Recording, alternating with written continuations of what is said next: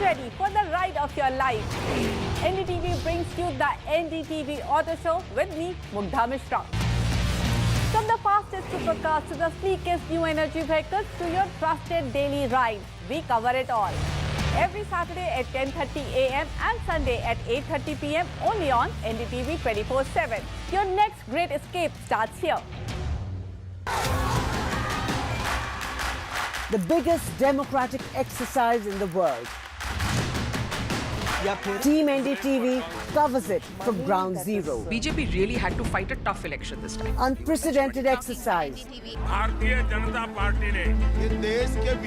Unmatched coverage. There is no dispute. जनता को decide करना है. From polling to counting, NDTV brought you the most trustworthy news and updates.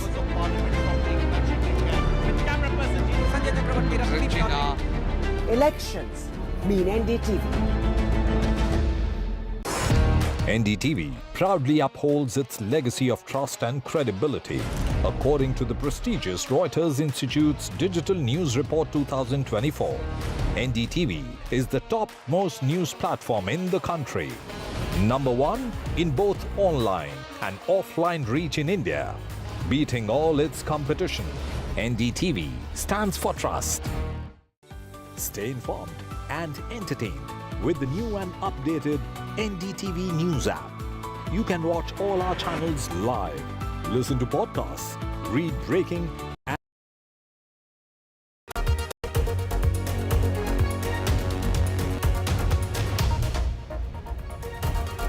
You are watching The World 24/7 on the NDTV network. I'm Parmeshwar Bafa.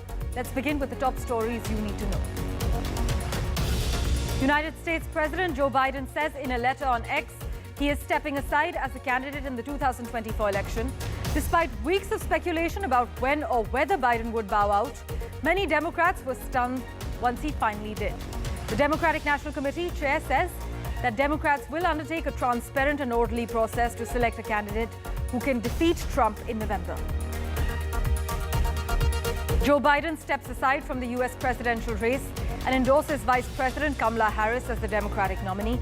Bill Clinton and Hillary Clinton, John Kerry as well, they back Kamala Harris. Nancy Pelosi and Obama, meanwhile, they thank Biden but remain mum on Kamala Harris's nomination. The world reacts to Biden quitting the US polls race. President Zelensky says he's grateful for the unwavering support. The Russian Foreign Ministry says much could still change, while the Israeli president has thanked Biden for steadfast support. The German Chancellor has said the decision is not to run, deserves actually respect. Bangladesh's Supreme Court has scaled back a controversial job quota system after nationwide unrest over the past week, during which more than 100 people were killed. The Supreme Court orders that the quota for veteran descendants be cut to 5%, with 93% of jobs be allocated on merit. The Philippines and China have reached an understanding on the provisional arrangement for resupply missions to a beached Filipino naval ship to the South China Sea. Manila's foreign ministry has confirmed.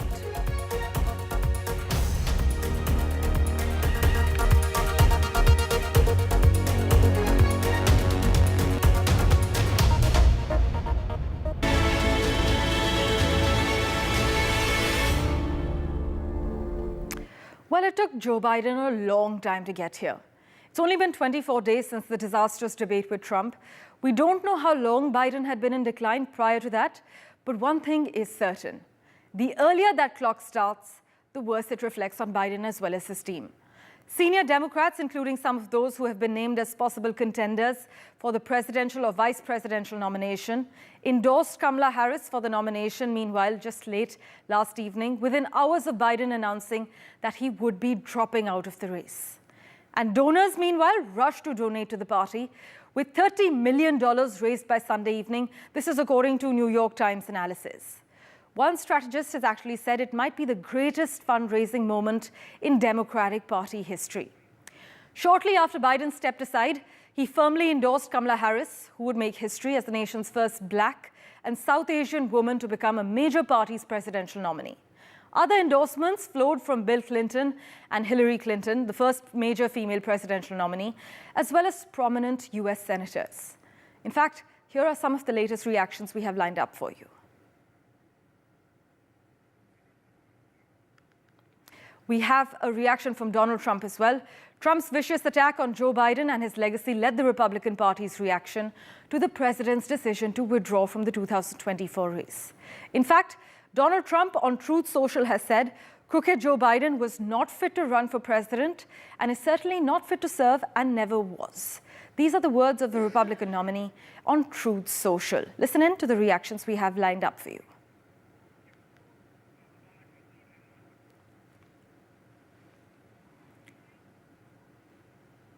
Right. Joe Biden has been one of America's most consequential presidents, as well as a dear friend and partner to me. These are the words of Obama. However, he has remained mum on endorsing Kamala Harris as the presidential nominee for the Democrats.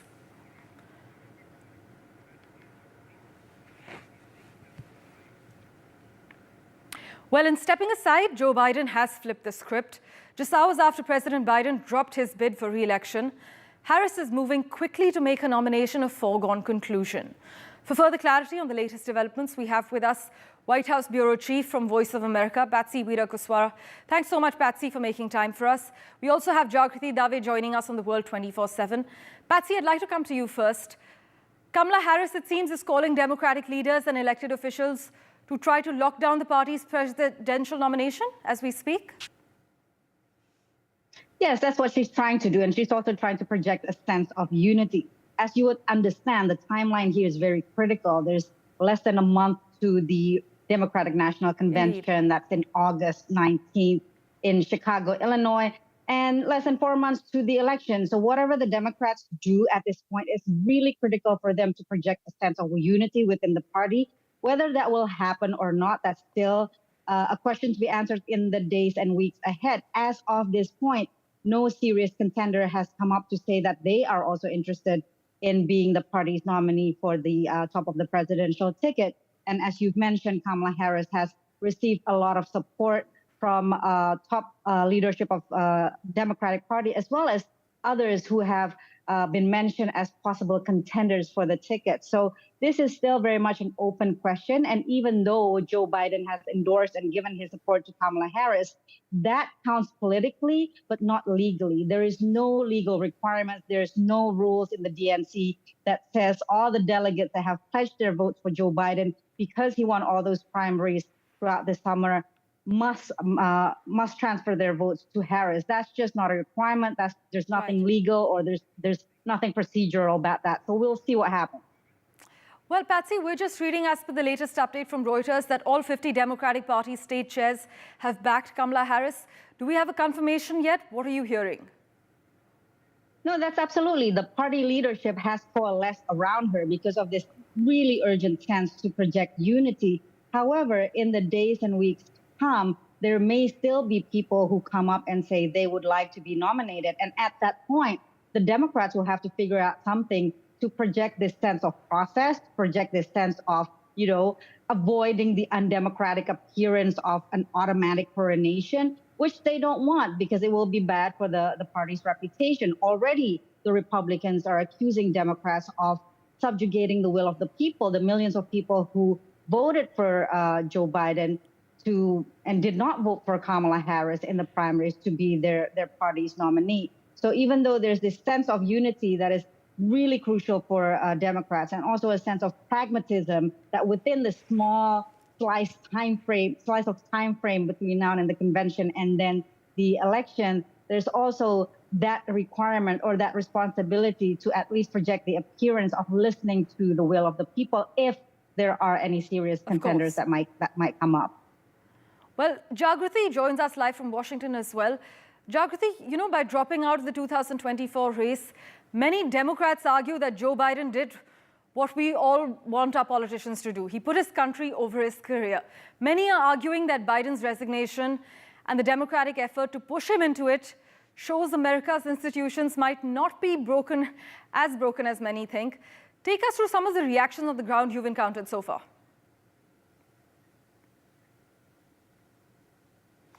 Well, I think you're right. I mean, Joe Biden, to some extent, is clearly reflecting this, that he is talking about putting the needs of his party and country first. And the reactions from people like former House Speaker Nancy Pelosi, former US President Barack Obama, they've all alluded to this, saying that, you know, Joe Biden has put the needs of the country, the needs of the party first before his own ego. And, you know, there's been reporting that says that both Obama and Pelosi were two of the top Democrats who behind the scenes were privately expressing their concerns about Joe Biden's viability to continue running at the top of the Democratic ticket. So I think this is part of the narrative that I think is going to be developing over the next few days as the Democrats try to regroup that, you know, the Republican vision, Donald Trump's vision for America is so very different from the Democratic vision. Yes, there's been chaos over the last few weeks, but what the Democrats have done is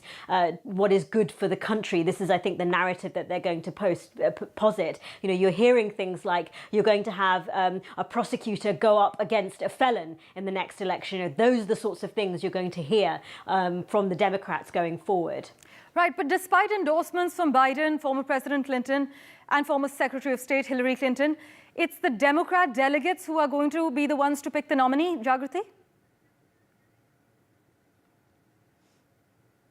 Absolutely. So whilst Kamala Harris does have an advantage with the name recognition, being part of the Biden-Harris ticket, it's not a foregone conclusion. It will be made official, whoever the Democratic Party nominee is, at the convention in August. And so right now, the Democrats are regrouping. You have a statement issued by the DNC chair that says, in the coming days, the party will undertake a transparent and orderly process to move forward as a united Democratic Party with a candidate who can defeat Donald Trump in November. So no names who that candidate is, but a promise that they will unify behind that candidate. And so I think they want to make sure that the process is as transparent as the DNC chair said going forward, just to preserve, you know, their own credibility and the credibility of their candidate. And that is one of the reasons why that Barack Obama has not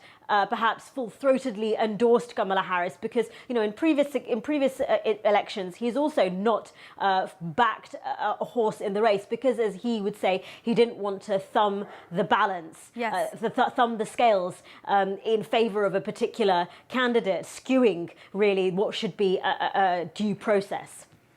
Jagriti, thanks so much for joining us with that crucial update. Well, Obama has been mum on his endorsement. In fact, some reports state that he will only make an official endorsement once a nomination has been picked officially. But Patsy, zooming in on Kamala Harris, many would say she's proven herself on the campaign trail, in the Situation Room and in the Oval Office. Would you say some party leaders and major donors are actually trying to create a sense of inevitability around Harris? I don't know if it's a sense of inevitability. They're certainly going to try to project this sense of unity and sense of coalescing behind her as much as possible. But as you mentioned, she has been tested in terms of, you know, the name recognition as part of the Biden-Harris tickets. But she also has some baggage, right? I mean, politically, she has not been known to be particularly successful in the portfolio that the administration has given her, for example, on immigration. She has been a very good and vocal supporter of the pro-choice movement in the United States, for example. She's been a voice for women in that sense. But there's been, you know, a kind of like a mixed bag in terms of her achievements in the administration. Now, what will be interesting going forward is how the Democrats will project what kind of person she will be as a candidate. Now, we know that as before her vice presidency and before her term as a Senate, Kamala Harris was a prosecutor. And so this will be interesting to see whether the Democrats will then project this kind of prosecutor versus felon type of narrative. As you know, Donald Trump is right now facing dozens of felony counts on various cases. In fact, some Republicans have a new talking point to discredit Kamala Harris and other top Democrats. They're claiming Joe Biden's allies knew about his apparent decline and actually tried to cover it up. Well, that kind of narrative has been going around, and, you know, conspiracy theories are abound with what Joe Biden's mental acuity really is. Right. The fact of the matter is that what we know at this point, all of this started rolling, the ball started rolling after the debate where Joe Biden seemed like he was struggling to put two thoughts together. And this was really, really detrimental to his performance, to Democrats' confidence in their candidacy. And then from then on, it became this kind of build-up pressure for Joe Biden until eventually he decided what he decided 8 hours ago and bowed out of the race. In fact, Patsy, some state party chairs have called for the nominee to be chosen at the Democrat convention, but DNC officials say that could open up the ticket to legal challenges from Republicans. So basically, it is up to the party to decide who their nominee is. And by process, traditionally, it's whoever wins the primaries, the ticket that wins the primaries, those that ticket wins the votes of the pledged votes of the delegates of each party, right? So this is the difference between the United States and democracy in the rest of the world. For example, like in India, it's not one man, one vote. When we go to the ballots, we do vote for the Biden-Harris ticket, but in reality, what we're voting for is voting to send delegates to the National Convention, in which case, at that point, the delegates will give their votes to the ticket that they pledged themselves to. So there's about 3,900 delegates. But this pledge can be changed, and that's what the Democrats are trying to figure out now, whether they can coalesce behind one candidate and decide on a nominee by the end of the convention. Well, Patsy, thank you so much for joining us with those crucial updates from Ground Zero. My pleasure. Well, with that, we're slipping into a very short break. But on the other side, my colleague Maha Siddiqui joins you with the Executive Director of the Observer Research Foundation from America, Dhruv Jaishankar. Yes, absolutely, Parmeshwar. We'll be back with all the very latest and the buzz from Washington, D.C.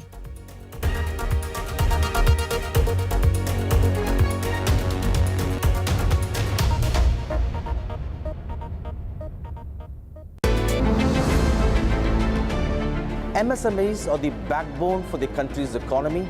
They account for 45% of exports. Frequent changes in GST tariffs and norms has proven to become a very tough issue for the small micro units. The budget should be in a growth-oriented budget.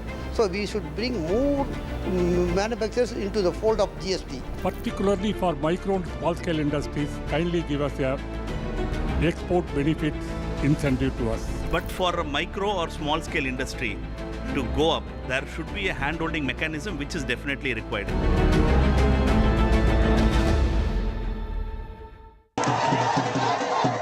After a great victory by Indian team, and today we are reporting from Mohali International Airport where we are showing these visuals. Arshdeep hamare saath hai. बहुत ही performance आई सारे दी ते बढ़िया results मिले. We are in the city of Kanpur today because they have their champion back home, Kuldeep Yadav. Desperation for each and everyone to go there and win the World Cup, and we did it.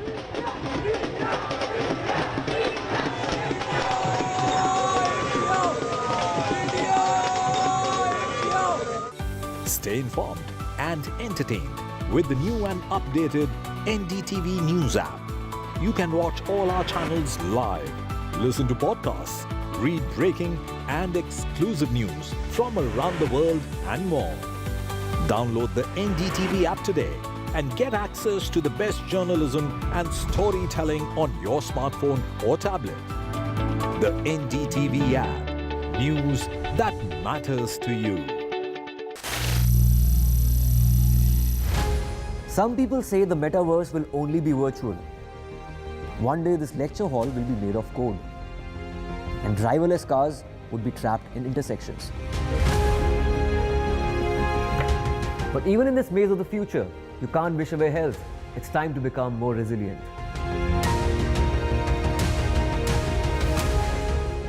"10 years of Banega Swasth India, we have grown and achieved so many milestones.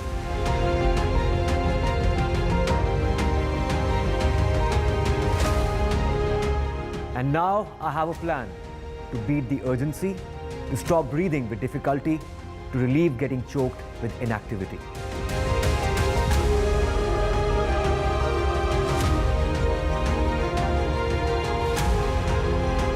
energize our government, our environment, our society, and ourselves.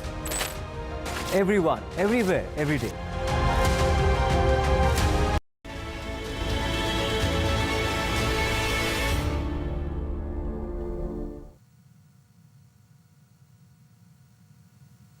While recovering from COVID-19, President Biden made an announcement that his closest allies had been pushing for over a couple of weeks now. President Biden has decided to step aside as the presidential nominee and running for a second term for the president, making way for a new Democratic presidential nominee. So what does it mean for the November elections? I have with me the ORF America's Executive Director, Dhruv Jaishankar, to talk about that.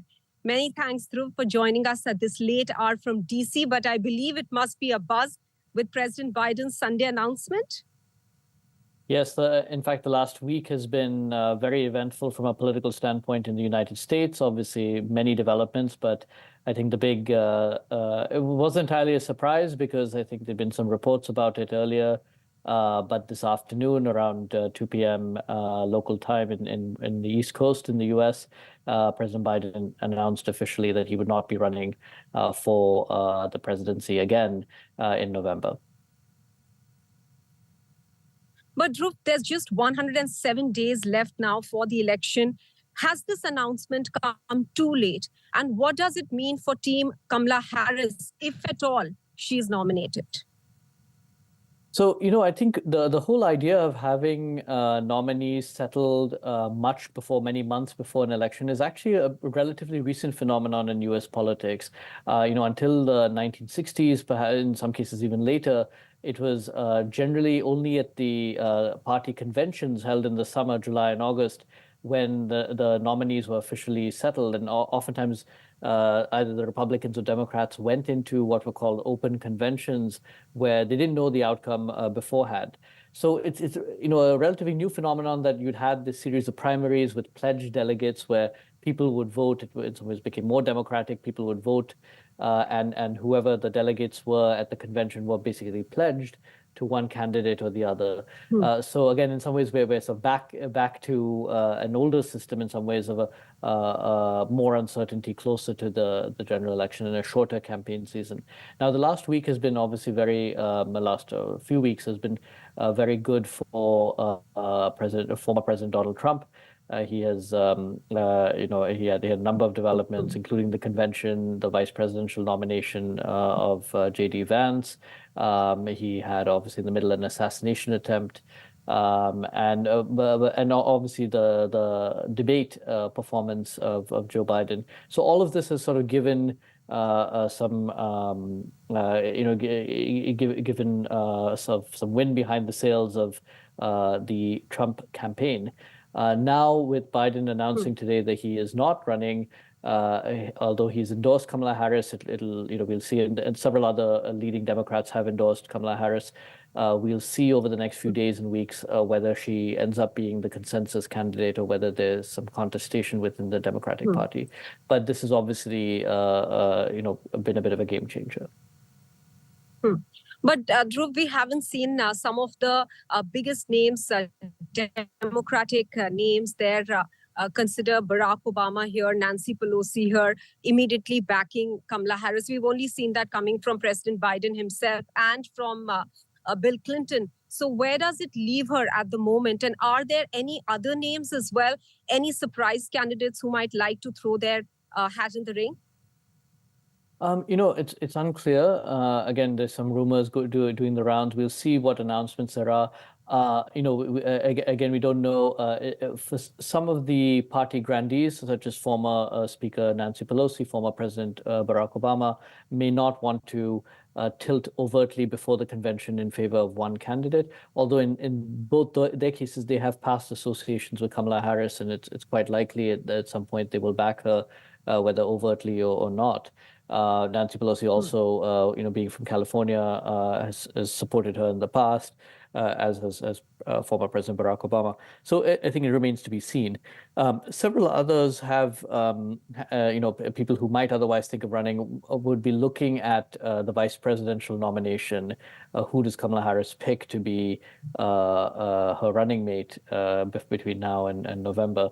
So all of that will be clarified in the next few days and weeks, but it remains to be seen whether any major Democrats choose to contest Kamala Harris's nomination. Obviously, her being the sitting vice president and having the endorsement of the sitting president will carry a lot of weight. So she obviously starts in a very strong position. Dhruv, there's a lot of commentary also, as you touched upon the subject of a possible running mate for Kamala Harris. Now, a lot of people saying that it has to be a white, considering Kamala Harris is a person of color. Do these elements matter when it comes to electing a running mate? Well, obviously, I think they want a ticket that appeals to key constituencies. And ultimately, this election, like a lot of U.S. elections, this election will really be determined by 6 states, 6 or at most 7 states, and with a very large, in each of those 6 or 7 states, a very small number of independent or swing voters who are still undecided about whether they would vote Republican or Democrat. So I think the key element is who do they think will appeal to those key swing voters in those 6 or 7 key states, many of which are in the Midwest or Arizona, Georgia, what is called the Sun Belt. So I think these are the considerations that are going into the vetting process that will obviously start from today. The challenge, I think, is while each of those states has some popular Democrats, many of those Democratic politicians don't have much name recognition outside of their home states. So, for example, Pennsylvania, Illinois, the governors of those states who are Democrats are quite popular within their states, but don't necessarily have. There's a senator from Arizona as well who seems to be under consideration. They don't seem to have yet have national name recognition, and that I think is still a bit of a challenge. Finally, 2 more questions before we let you go. One about the possibility of a competitive process still. You have said that things aren't absolutely clear at the moment, but if it's not a competitive process for nomination of a Democratic presidential candidate, does that open up again for criticism from the Republicans? Well, obviously, I think the Republicans will try criticizing this process as unfair. Again, the challenge, I think, is the primary elections have already taken place. And so most Democrats have already cast their ballot largely in favor of current President Joe Biden to be the Democratic nominee. So I think, this whole idea that this is a democratic process, which is something that, again, particularly the Democratic Party has campaigned on that we are representative of the people, we're representative of the electorate. This is not a process that is decided in closed rooms, behind closed doors. That I think obviously comes under some criticism, potentially. Now the Republicans will try that. The Democrats will try and say that this is, that this is as transparent and open a process as possible.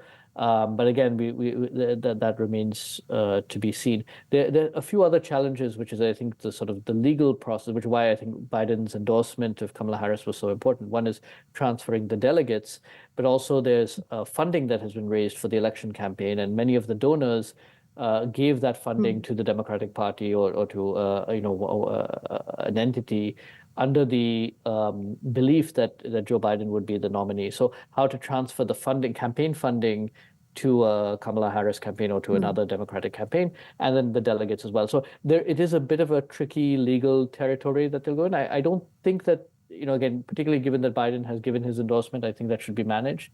But obviously the Republicans and other opponents, other critics will try and make an issue of it. Dhruv Jaishankar, many thanks for speaking with us on this very critical issue at the moment in the US election. Thank you. With that, we're taking a very quick break. We'll be back with more. Stay with us.